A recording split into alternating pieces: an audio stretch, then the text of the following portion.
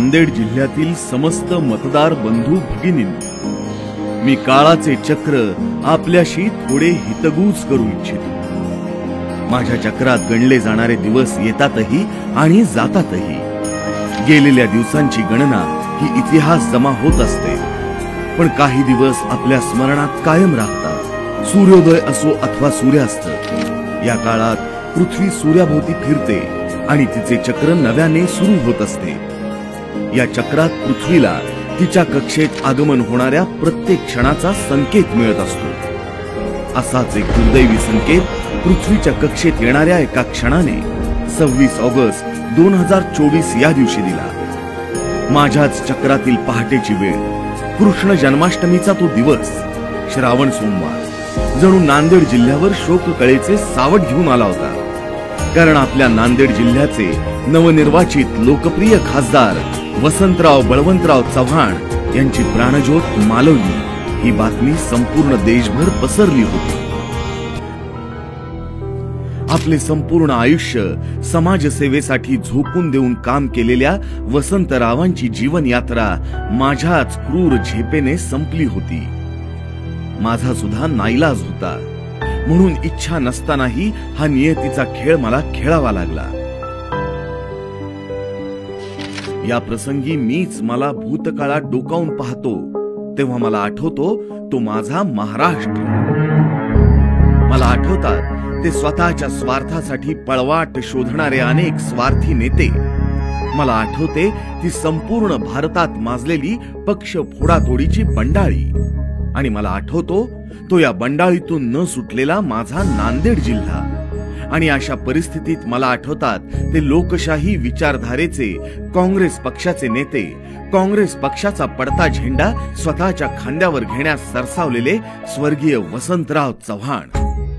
एखाद्या फिनिक्स पक्षाप्रमाणे लोकशाहीचे लचके तोडणाऱ्या लोकांच्या विरोधात हा नेता नव्या जोमाने आणि निर्भीडपणे उभा राहिला होता, हे मी कदापि विसरणार नाही। नांदेड जिल्ह्याचं एक आदर्श निष्कलंक व्यक्तिमत्व म्हणून काँग्रेस पक्षाने आणि महाविकास आघाडीने त्यांना लोकसभा मतदारसंघाची उमेदवारी बहाल करून त्यांच्यावर तत्कालीन परिस्थितीमध्ये विश्वास दाखवला होता। पक्षश्रेष्ठीने टाकलेला विश्वास समर्थपणे पेलत अतिशय सकारात्मक आणि निर्भीड वृत्तीने या नेत्याने दंड थोपटून आपल्या उमेदवारीचे रणशिंग फुंकले होते। एखाद्या नेत्याच्या निर्भीड आणि सकारात्मक विचारधारेचा प्रभाव जनसामान्यांच्या मनावर कसा पडतो आणि जनसामान्यांची ऊर्जा ही कशी ओसंडून वाहते हे त्यांच्या प्रत्येक सभेच्या चित्रातून मी पाहत होतो। ही निवडणूक धनशक्ती विरुद्ध जनशक्तीच आहे असं मला वाटत होतं। 4 जूनच्या निकालात लोकांनी आपलं प्रेम दाखवून दिलं होतं। वसंतराव हे बहुमताने निवडून आले होते। त्यांनी लोकसभेचे सदस्य आणि नांदेड जिल्ह्याचे खासदार म्हणून शपथही घेतली होती। मी चव्हाण वसंत बळवंतराव लोकसभेचा सदस्य म्हणून निवडून आले असल्याने परमेश्वरास साक्षी ठेवून शपथ घेतो की मी विधी द्वारा स्थापित भारतीय संविधानाप्रती अन्य श्रद्धा व निष्ठा बाळगीन, भारतीय सार्वभौमत्वाचे आणि भारतीय एकात्मतेचे निर्धाराने रक्षण करीन आणि जे कर्तव्य आता मला प्राप्त होत आहे ते नेकीने पार पाडेन। जय हिंद, जय संविधान, जय महाराष्ट्र। नेतृत्व आणि संघटन या एकाच नाण्याच्या 2 बाजू असतात, परंतु एखादा कर्तृत्ववान नेता बनण्यासाठी त्या नेत्याचे जमिनीशी घट्ट नाते असले पाहिजे आणि त्याची लोकाभिमुख काम करण्याची वृत्ती असली पाहिजे। मुळात याच संस्कारात वाढलेल्या वसंतरावांना संधीचे सोने करायचे होते। कदाचित हेच नियतीला मंजूर नसावे। खासदारकीचा मिळालेला 2 महिन्याचा काळ या ध्येयवेड्या नेत्याने स्वतःच्या तब्येतीची कसलीच पर्वा न करता समाजहितासाठी वाहिला होता। येणाऱ्या काळात होऊ घातलेल्या विधानसभेच्या संदर्भात सभा बैठका यामध्ये ते इतके व्यस्त झाले होते की त्यात त्यांची तब्येत अधिकच खालावत चालली होती। 11 ऑगस्टच्या एका सभेतील त्यांचे उत्स्फूर्त जोशपूर्ण भाषण ऐकल्यानंतर आपण कल्पना सुद्धा करू शकत नाही की 13 ऑगस्टला त्यांना अचानक श्वास घेण्यास त्रास होईल आणि त्यांची तब्येत ही अधिकच अस्वस्थ होईल। दुर्दैवाने त्यांना हैदराबाद येथील केम्स हॉस्पिटलमध्ये ऍडमिट करण्यात आले.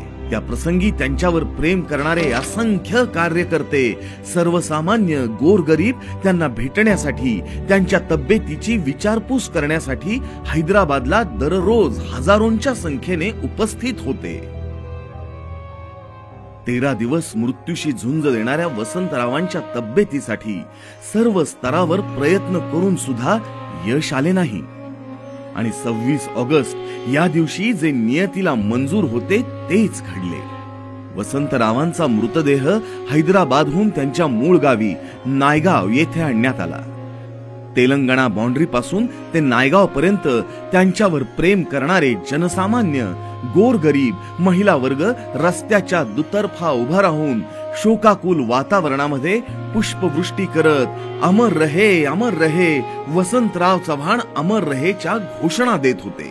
त्यांच्या कुटुंबियांसह जनसामान्य वर्ग दुःखाच्या सागरात बुडून गेला होता. 27 तारखेला अंतिम दर्शन घेण्यासाठी आणि अंत्ययात्रेसाठी प्रचंड जनसमुदाय नायगाव नगरीमध्ये सर्वत्र पसरला होता. नायगाव नगरीचा देव आज खऱ्या अर्थानं हरवला होता.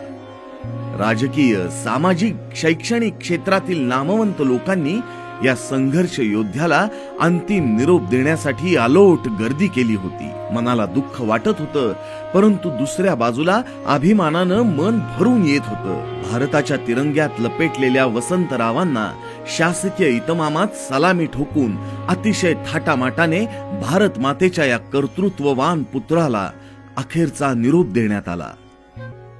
वसंतरावांच्या 10 दिवसाच्या दुखवट्यामध्ये चव्हाण परिवाराचं सांत्वन करण्यासाठी सर्वसामान्य वर्गाबरोबर महाराष्ट्रातील तमाम प्रतिष्ठित लोकांनी भेटी दिल्या.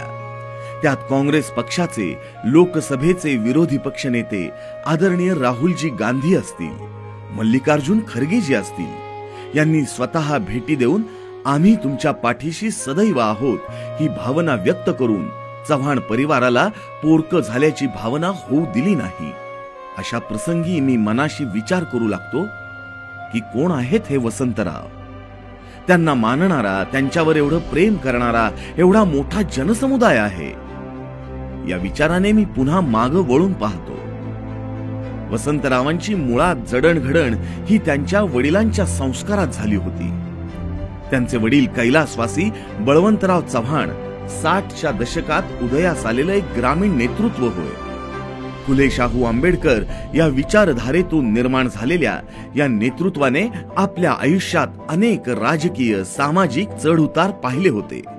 स्वतःच्या स्वार्थापेक्षा पक्षहित आणि पक्षाच्या तत्वप्रणालीपेक्षा देशहित या नेत्याने आयुष्यभर जपले होते. याच तालमीत वाढलेल्या वसंतरावांनी आपल्या वडिलांचा राजकीय, सामाजिक, वैचारिक वारसा उराशी बाळगून गावाच्या सरपंच पदापासून जिल्हा परिषद, विधान परिषद, विधानसभा ते अलीकडच्या काळात नांदेड जिल्हा बँकेच्या अध्यक्ष पदावर कार्यरत असताना संधीचे सोने करून जनसामान्यांच्या मनात स्वतःच्या कर्तृत्वाचा ठसा उमटवला होता.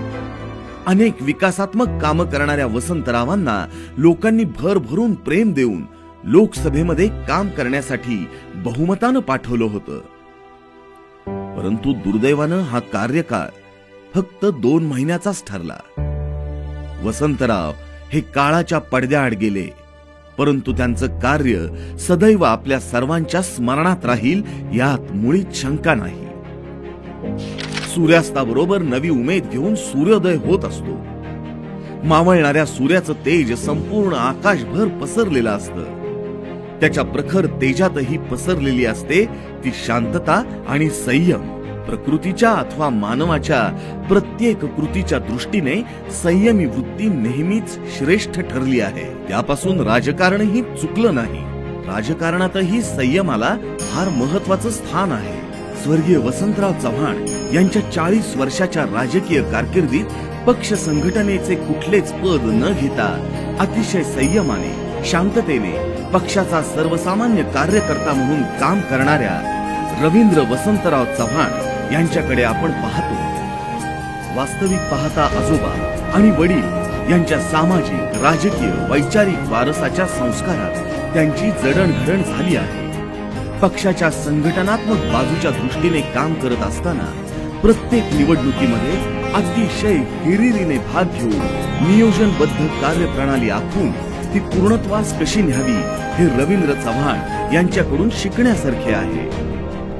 मग या अनुषंगाने पक्षाने घेतलेले विविध मोर्चे असतील, आंदोलने असतील, रास्ता रोको यासह हात से हात जोडो या अभियानात स्वतः कार्यकर्त्यांना सोबत घेऊन उत्स्फूर्तपणे रवींद्र चव्हाण यांनी काम केले आहे. देशाचे विरोधी पक्षनेते माननीय राहुल गांधी यांच्या भारत जोडो यात्रेच्या पहिल्या टप्प्यातील शंकरनगर ते कुशनू हा 19 किलोमीटरच्या प्रवासाचे व्यवस्थापन अतिशय शिस्तबद्ध आणि नियोजनबद्ध करून अतिथी देवो भव या भारतीय संस्कृतीच्या संस्काराला जपण्याचे काम त्यांनी केले आहे. अलीकडच्या काळात कोविड-19 या महामारीने जगभरात थैमान घातले होते. अशा परिस्थितीत गांभीर्याने विचार करून माणुसकीचा धर्म पाळत रवींद्र चव्हाण यांनी मराठवाड्यातले पहिले खासगी साई माऊली मोफत कोविड सेंटर उभारून अनेकांना मदतीचा हात दिला. खाण तशी माती या उक्तीप्रमाणे रवींद्र चव्हाण सुद्धा एक सामाजिक कार्यकर्ते आहेत. हे त्यांच्या सामाजिक कार्यातून आपण पाहतो. सर्वसामान्यांच्या जीवनात असणाऱ्या सामान्यातील सामान्य गरजा पुरवण्याचे काम या युवकाने नेहमीच केले आहे. सुशिक्षित बेरोजगार युवकांना रोजगार उपलब्ध करून देण्याच्या दृष्टीने अनेक रोजगार मेळाव्यांचे आयोजन परिसरात त्यांनी केले आहे. युवक हा देशाचा कणा आहे, तो भारताचा उज्ज्वल भविष्य आहे हा विचार डोळ्यासमोर ठेवून युवकांना क्रीडा क्षेत्रात संधी उपलब्ध करून देण्यासाठी राज्यस्तरीय आट्यापाट्या स्पर्धा, महामॅरेथॉन स्पर्धा, कबड्डी, खो खो, व्हॉलीबॉल अशा प्रकारच्या विविध विभागीय स्पर्धांचे आयोजन करून तरुण वर्गाच्या मनात आपल्या कर्तृत्वाचा ठसा रवींद्र चव्हाणांनी उमटवला आहे. वडील असताना सर्वसामान्य कार्यकर्त्याच्या खांद्याला खांदा लावून कार्यकर्त्याप्रमाणे काम करणारा हा युवक आज पोरका झाला आहे. त्याचे छत्र नियतीने हिरावून घेतले आहे. अशा प्रसंगी आपली सर्वांची एक जबाबदारी बनते की या योगासोबत आपण खंबीरपणे उभं राहिलं पाहिजे. या देशाला उच्च शिक्षित युवा नेत्यांची आवश्यकता आहे. म्हणून एक उच्च शिक्षित, तरुण, तडफदार, कर्तव्यदक्ष, शांत, संयमी रवींद्र चव्हाण यांना आपण लोकसभेमध्ये पाठवलं पाहिजे. नांदेड जिल्ह्यातील लोकसभा पोटनिवडणूक उमेदवारीच्या संदर्भाने नांदेड काँग्रेस कार्यालयाच्या वतीने सर्वानुमते एकच नाव समोर आले आहे, ते म्हणजे रवींद्र वसंतराव चव्हाण. वडिलांच्या पावलावर पाऊल ठेवून चालणाऱ्या या युवा नेत्याला राहुल गांधींचे हात मजबूत करण्यासाठी शेतकरी, कष्टकरी, सर्वसामान्य लोकांचे, युवकांचे प्रश्न सोडवण्यासाठी आणि लोकशाहीला मजबूत करण्यासाठी मतदारांनी आपली सतसत विवेक बुद्धी जागृत ठेवून प्रचंड मताधिक्याने निवडून देऊन लोकसभेमध्ये पाठवले पाहिजे. हीच खऱ्या अर्थाने स्वर्गीय वसंतराव चव्हाण यांना श्रद्धांजली ठरेल.